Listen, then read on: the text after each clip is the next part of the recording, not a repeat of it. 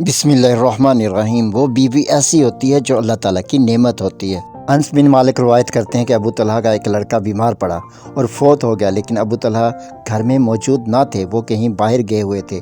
जब आपकी बीवी ने देखा कि लड़का मर चुका है तो कुछ सामान किया और मैयत को कफन पहनाकर घर के एक गोशे में इसको रख छोड़ा। जब अबू तलहा आए तो उन्होंने अपने लड़के की खैरियत दरियाफ्त की तो बीवी ने जवाब दिया, अब उसे आराम है, मरज़ थम गया है। अबू तलहा ने समझा कि बीवी सच बोल रही है। रात गुजारी। जब सुबह हुई और गुस्ल करके बाहर जाने का इरादा किया तो बीवी ने उन्हें बताया कि लड़का मर चुका है।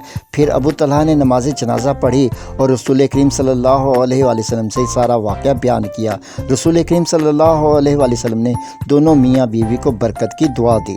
ये दुआ कबूल हुई और इसके बाद जो लड़के पैदा हुए वो सभी के सभी कारी थे। अल्लाह सभी को ऐसी बीवी अता करे। सही बुखारी हदीस नंबर 1301।